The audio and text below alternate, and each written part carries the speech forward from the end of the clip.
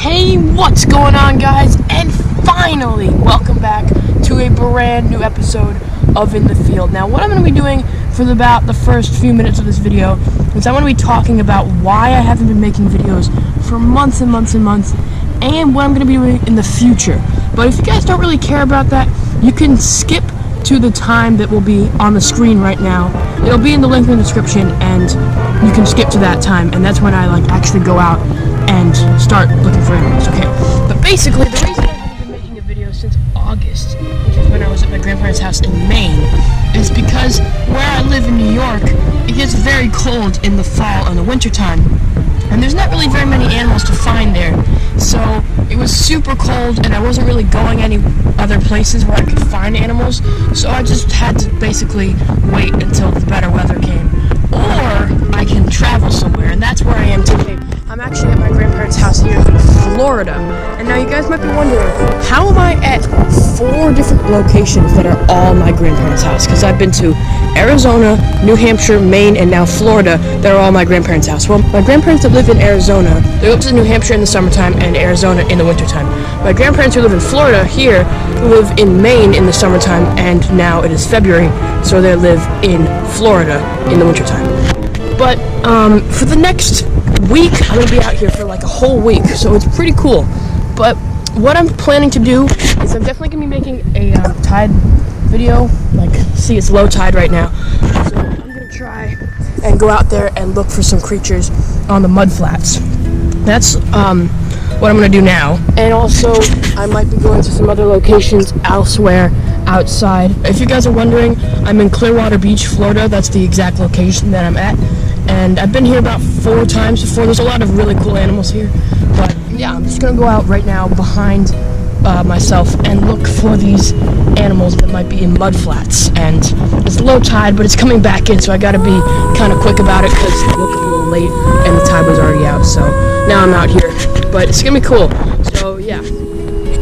Alright guys, so I'm going to go out right now into this pretty low tide right now. And I'm just going to go see if I can find any creatures there is. Small invertebrates and stuff out here. There's a lot of sea squirts out here. And I'm going to try to see if I can find one. There's one right there. Alright, as you guys can see, right there, that is a sea squirt. And if you look at it, it's very gelatinous and bubbly. And that is a sea squirt. Now, there's quite a few of them out here. Let's see what else I can find. Since it's low tide, we can sometimes find pretty cool animals. So I'm going to keep looking. Now, I'm not 100% sure this was a sea squirt. It could have been some relative of the jellyfish. However, I'm pretty sure it was a sea squirt because it had a hole on the top. And they used that hole on the top to actually filter feed. And they also have a hole on the side that helps them breathe and filter feed. And sea squirts are actually more of a deep water species, but there are a few species that live in shallow water as well. I'm gonna go see if I can find a whelk, which is, there's one right there. Alright, so these, I don't know if he's alive. He is alive.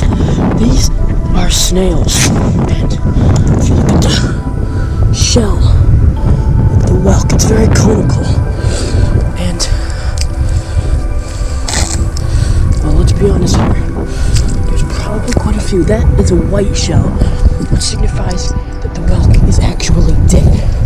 But if the whelk is gray or has a lot of algae on it, there's another sea squirt, then he is alive and well.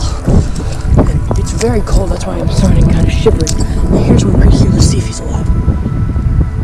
Nope, that's actually an empty shell. Interesting. Now those empty shells make perfect homes for hermit crabs. Okay, I found a whelk right here, and I'm pretty sure this one is alive. It's a pretty good sized one. Look at that, he is alive. See this soft part of his body right here? That's his actual body. And like all snails, whelks basically have a gigantic foot that they use to move around on the surface. And look at that. There's a lot of whelks and a lot of sea squirts out here. But now what I'm going to try to do is, you see all these sort of pockets of water? These are called tide pools, and there's some times where these tide pools might have fish or maybe even like some weird creature that I've never seen before in them. So what I'm going to try to do is see if I can try to find anything in those tide pools. Alright, I found a hermit crab, and I'm going to try to film him without getting my camera wet. But if you can see that little shell right there, that is actually a hermit crab. I'm going to try to put it in the case now. Oh, there's two! Oh, they're fighting! Look at that! Oh, I don't know if they're fighting, but they're definitely interacting with one another. Look at that! That and that. Those are two hermit crabs. I wonder what they're doing. Well, hermit crabs do sometimes fight for shells. It seems like this one especially is definitely trying to either assert dominance or look for a shell. And there they are. Two hermit crabs right there. I don't know if you guys can see that very well, but those are hermit crabs. And hermit crabs are not exactly the commonest animal out here, but finding them is a real treat. I'm going to try to pick this one up and see. Look at those legs. You guys can probably see those legs right there. That is amazing. There he is, a hermit crab. I'm going to put him back. Notice they have the same two kinds of shells. Those are not whelk shells, those are a different kind of shell. And that is pretty cool. Ladies and gentlemen, do I have a treat for you? Do you see that moving right there? That is a baby horseshoe crab. That is the smallest live horseshoe crab I have ever seen. Look at the size of him. So one thing you always want to do when you're tide pooling, especially in Florida, is look at how I'm dragging my feet across the bottom of the seabed. What I am doing is I'm making sure I'm not going to step on a stingray, because there's actually quite a few stingrays out here in Tampa Bay. And, well, let's be honest here, ladies and gents. If I got stung by a stingray, that would be the end of the trip. So, yeah, I gotta be careful when I'm out here. So right now we are by the mangroves, which are basically these trees that can survive in salt water. They have these very long roots that actually go into the salt water, into the ocean, and they can survive here. So it is really cool. There's a lot of really interesting animals here. A very cool habitat.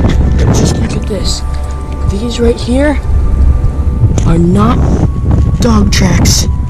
These, sorry, that's my shadow, are raccoon tracks. Look at them all.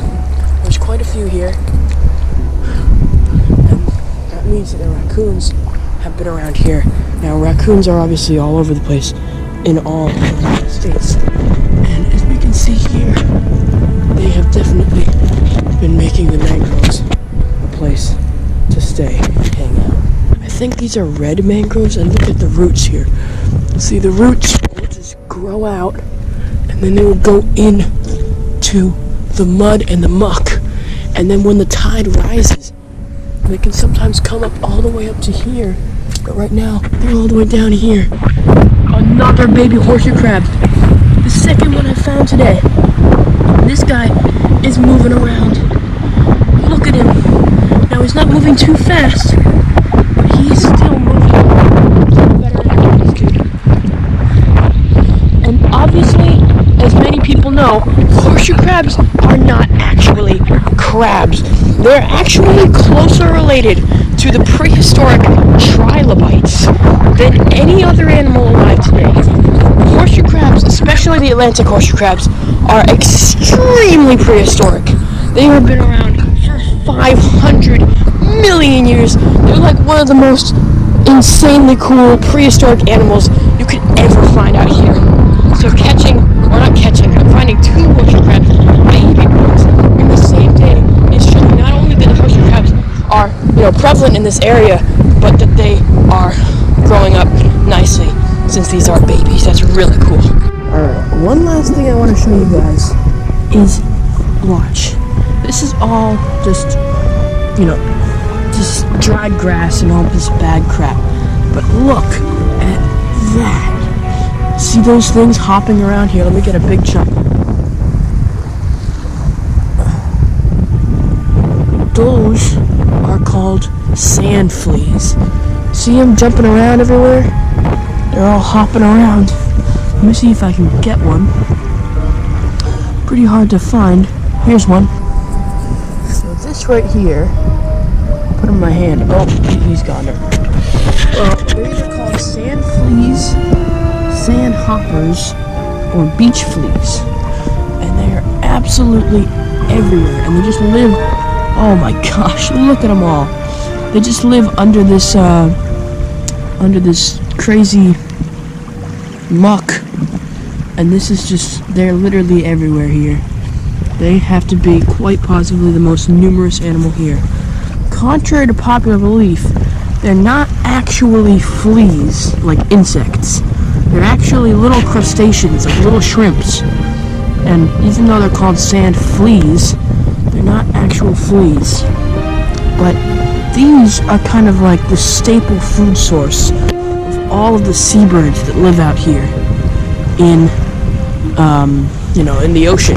And so literally any bird will try to eat these sand fleas, and they're pretty easy to find. You just have to look a little under this debris here, and you'll find a bunch of them. So as you guys can see, the mudflats of Florida are absolutely crawling with invertebrates. I think the coolest creatures that I found was the two baby horseshoe crabs, because horseshoe crabs, I've always caught them, in New England, and I've seen like huge ones, but finding two baby ones of that size is really cool. So that was probably the coolest thing I found. So if you guys liked this video, then definitely give it a like. And yeah, I'm gonna make a couple more videos about Florida in the coming week. So hope you guys enjoyed. See you guys later.